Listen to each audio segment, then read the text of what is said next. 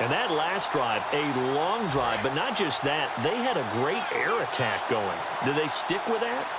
I would think that they would, because if they were confident enough to do it on the last drive, starting backed up in their own territory, why would you change anything? They've got to be confident about what they're presenting and continue to do so. Yeah, because the secondary, they really look clueless. And that was amazing because that drive went and went, no adjustments, and no big plays by the defense to knock the ball away. All right, different topic here. 2018, the Super Bowl, traveling north, far north to Minneapolis. Early predictions for that one. Who you got? Well, you know, everyone's still waiting in the NFL for a home team to play in its home stadium, right?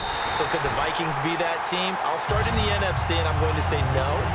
I think Seattle, starting to get near that maybe last run with their defense. Earl Thomas returns. I like Seattle coming out of the NFC. How about you? Well, I'm actually going to take a Dallas Cowboys NFC title run. I think that they came so close this year, probably most talented going into next year. I like that one. Well, in the AFC, I'm going to go with a team that if they improve their defense and their quarterback stays healthy, they could be that team, the Oakland Raiders. Okay, I'm going dark horse. Cleveland Browns. Let's go. Hey, from worst to first. On every offensive coordinator, every play caller sheet, they have about 5 or 6 plays per game that they call shot plays or big plays, and you don't get many opportunities to dial them up, and they just did, and they drop it with a great chance. And they're going to try this again. It's another fake, and he will not even make it back to the line of scrimmage. A little trickeration there, but it doesn't fool him.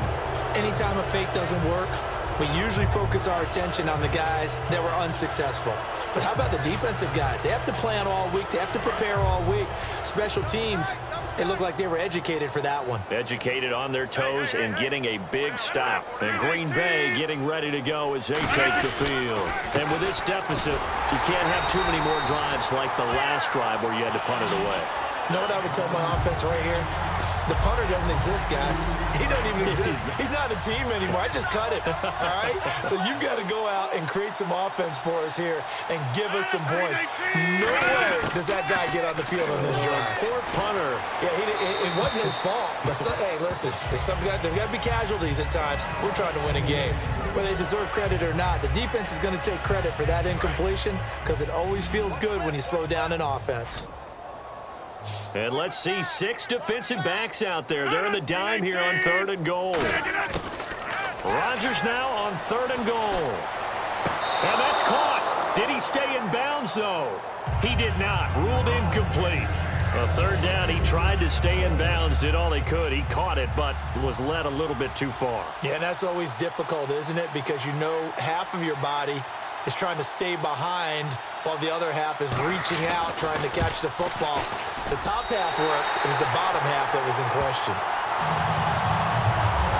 Well, I guess we're at the stage here where they wouldn't say no to any points, but I don't think field goals are what they're looking for here in the second half. I don't either, Brandon. When you're down as much as they are, that's the sign of a head coach waving the white flag to me. The return comes from Orleans Darkwa.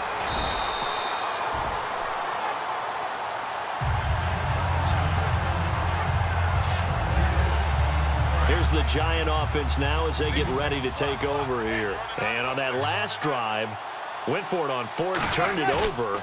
A good job by their defense, though. They held them to 3, but this offense, they've got to be a little bit better, a little bit more careful here. And sometimes when you see these calls on 4th down, when they decide to go for it, it's not necessarily the coach saying, I believe in my offense. Sometimes the coach saying, I believe in my defense. I can afford to go for it here because if we don't get it, I don't think we'll give up more than 3, and that's exactly what happened there. You think that factored in? I do. I think that he had that in his mind going into the game, that I'm going to be aggressive on offense because I know I've got a defense that can hold up their end.